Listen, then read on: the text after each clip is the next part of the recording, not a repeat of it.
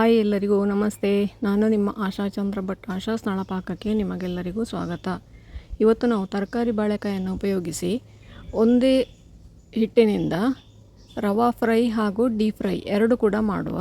ಇದನ್ನು ಊಟದ ಜೊತೆಗೆ ಸೈಡ್ ಡಿಶ್ ಆಗಿ ಕೂಡ ಬಳಸಿಕೊಳ್ಬೋದು. ಹಾಗೆಯೇ ಸಾಯಂಕಾಲ ಸ್ನ್ಯಾಕ್ ಆಗಿ ಕೂಡ ಉಪಯೋಗಿಸಿಕೊಳ್ಬೋದು. ಎರಡೂ ಥರದಲ್ಲಿ ಉಪಯೋಗಿಸುವಂತಹ ಒಂದು ಬಾಳೆಕಾಯಿ ಫ್ರೈಯನ್ನು ಇವತ್ತು ನಾವು ಮಾಡೋದು ಹೇಗೆ ಅಂತೇಳಿ ನೋಡುವ. ಇದನ್ನು ಡೀಪ್ ಫ್ರೈ ಕೂಡ ಚೆನ್ನಾಗಿರ್ತದೆ, ಹಾಗೆ ಏರ್ ಫ್ರೈ ಅಥವಾ ತವಾ ಫ್ರೈ ನಿಮಗೆ ಹೇಗೆ ಬೇಕೋ ಹಾಗೆ ಮಾಡಿಕೊಳ್ಬೋದು. ಮೊದಲಿಗೆ ನೋಡಿ, ಬಾಳೆಕಾಯನ್ನು ನಿಮಗೆ ಬೇಕಾದ ಶೇಪಲ್ಲಿ, ದುಂಡಗೆ ಬೇಕಾದಲ್ಲಿ ನೋಡಿ ಇಷ್ಟು ದಪ್ಪ ಹೆಚ್ಚಿಕೊಂಡ್ರೆ ಸಾಕು. ಹಾಗೆಯೇ ಉದ್ದಕ್ಕೆ ಬೇಕು ಅಂತಾದರೆ ಉದ್ದಕ್ಕೆ ನಿಮಗೆ ಬೇಕಾದ ಶೇಪಲ್ಲಿ ಅದನ್ನು ಕಟ್ ಮಾಡಿಕೊಳ್ಳಿ. ಈ ಥರ ಕಟ್ ಮಾಡಿ ನೀರಲ್ಲಿ ಹಾಕಿ ಒಂದು 10 ನಿಮಿಷ ಬಿಡಿ. ಅದರಲ್ಲಿ ಒಂದು ಒಗರಿರ್ತದೆ, ಅದು ಹೋಗಲಿ. ಅದಕ್ಕೆ ಬೇಕಾದ ಮಸಾಲೆ 3 ಟೇಬಲ್ ಸ್ಪೂನ್ ಅಕ್ಕಿ ಹುಡಿ, ರವೆ ಹಾಗೂ ಕಾರ್ನ್ ಫ್ಲೋರ್, 1 ಟೀ ಸ್ಪೂನಷ್ಟು ಮೆಣಸಿನ ಹುಡಿ, 1/4 ಟೀ ಸ್ಪೂನಷ್ಟು ಅರಶಿನ, 1/4 ಟೀ ಸ್ಪೂನಷ್ಟು ಇಂಗು, 1 ಟೇಬಲ್ ಸ್ಪೂನಷ್ಟು ಕೊತ್ತಂಬರಿ ಹುಡಿ, ಅರ್ಧ ಟೀ ಸ್ಪೂನಷ್ಟು ಜೀರಿಗೆ, 1 ಟೇಬಲ್ ಸ್ಪೂನಷ್ಟು ಗರಂ ಮಸಾಲೆ, ಹಾಗೆ ರುಚಿಗೆ ಬೇಕಾದಷ್ಟು ಉಪ್ಪು.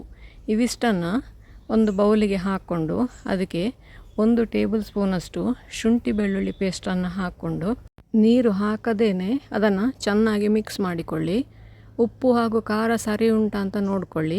ಆಮೇಲೆ ನಾವು ಇದಕ್ಕೆ ಯಾವುದೇ ನೀರು ಹಾಕೋದಿಲ್ಲ, ಪೋಡಿ ಹಿಟ್ಟಿನ ಥರ ಮಾಡೋದಿಲ್ಲ. ಇದನ್ನು ನಾವು ಏನು ಕಟ್ ಮಾಡಿ ಇಟ್ಕೊಂಡಿದ್ದೇವೆ ಆ ಬಾಳೆಕಾಯನ್ನು ನೀರಿನಿಂದ ತೆಗೆದು ನಾವು ಮಿಶ್ರ ಮಾಡಿ ಇಟ್ಕೊಂಡಂತಹ ಪೌಡರಿಗೆ, ಇದಕ್ಕೆ ಯಾವುದೇ ನೀರು ಸೇರಿಸಬೇಡಿ, ಬಾಳೆಕಾಯಲ್ಲಿರುವ ನೀರಿನ ಪಸೆ ಸಾಕಾಗ್ತದೆ. ಅದನ್ನು ಹಾಕ್ಕೊಂಡು ಚೆನ್ನಾಗಿ ಮಿಕ್ಸ್ ಮಾಡಿಕೊಳ್ಬೇಕು. ಬಾಳೆಕಾಯಿ, ಪ್ರತಿಯೊಂದು ಬಾಳೆಕಾಯಿಯ ಎರಡೂ ಬದಿಗೆ ಕೂಡ ಅದು ಅಂಟಿಕೊಳ್ಬೇಕು. ಅದರಲ್ಲಿ ನೀರು ಇರ್ತದೆ, ಹಾಗಾಗಿ ಅದೇ ನೀರು ಸಾಕಾಗ್ತದೆ. ಅದಕ್ಕೆ ಅದನ್ನು ಚೆನ್ನಾಗಿ ಹಗುರವಾಗಿ ಮಿಕ್ಸ್ ಮಾಡಿಕೊಳ್ಳಿ. ತುಂಬ ನೀವು ಕೈಯಲ್ಲಿ ಮುದ್ದೆ ಮಾಡಿ ಮಿಕ್ಸ್ ಮಾಡಿಕೊಂಡ್ರೆ ಬಾಳೆಕಾಯಿ ಹುಡಿ ಹುಡಿ ಆದೀತು, ಯಾಕಂದರೆ ತೆಳ್ಳಗೆ ನಾವು ಹೆಚ್ಚಿರ್ತೇವೆ. ಅದನ್ನು ಎಲ್ಲ ಬಾಳೆಕಾಯನ್ನು ಕೂಡ ಈ ಥರ ಫಸ್ಟಿಗೆ ಇದರಲ್ಲಿ ಸರಿಯಾಗಿ ಮಿಕ್ಸ್ ಮಾಡಿಕೊಂಡು ಅದನ್ನು ಚೆನ್ನಾಗಿ ಟಾಸ್ ಮಾಡಿ, ಕೈಯಲ್ಲಿ ಆಗಲಿಲ್ಲ ಅಂತಾದರೆ ಹೀಗೆ ಟಾಸ್ ಮಾಡಿದರೆ ಕೂಡ ಅದನ್ನು ಸರಿಯಾಗಿ ಮಿಕ್ಸ್ ಮಾಡಲಿಕ್ಕೆ ಆಗ್ತದೆ. ಮತ್ತು ಮಿಕ್ಸ್ ಆಗಲಿಲ್ಲ ಅಂತಾದರೆ ನೋಡಿ, ಈ ಥರ ಅದ್ದಿ ಅದನ್ನು ತವದಲ್ಲಿ ಅಥವಾ ಎಣ್ಣೆಯಲ್ಲಿ ಬಿಟ್ಟರೆ ಆಯ್ತು ಅದನ್ನು. ಇದು ನೋಡಿ, ಈಗ ಪ್ರತಿಯೊಂದು ಬಾಳೆಕಾಯಿ ಕೂಡ ಅದರಲ್ಲಿ ಸರಿಯಾಗಿ ಮಿಕ್ಸ್ ಆಗಬೇಕು. ಅದು ಸರಿಯಾಗಿ ಚೆಕ್ ಮಾಡ್ಕೊಳ್ಳಿ. ನೋಡಿ, ಈಗ ನಮ್ಮ ಮಸಾಲೆ ಹಾಕಿದ ಬಾಳೆಕಾಯಿ ರೆಡಿ ಆಯಿತು.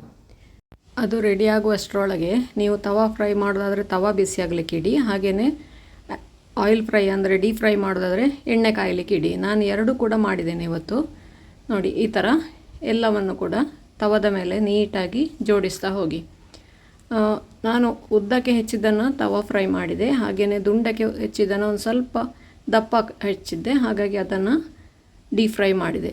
ಒಂದು ಸ್ವಲ್ಪ ಎಣ್ಣೆ ಅಥವಾ ತುಪ್ಪ ನಿಮಗೆ ಯಾವುದು ಬೇಕೋ ಅದನ್ನು ಹಾಕಿಕೊಳ್ಬೋದು. ನಾನಿಲ್ಲಿ ಕೊಬ್ಬರಿ ಎಣ್ಣೆ ಹಾಕಿರೋದು.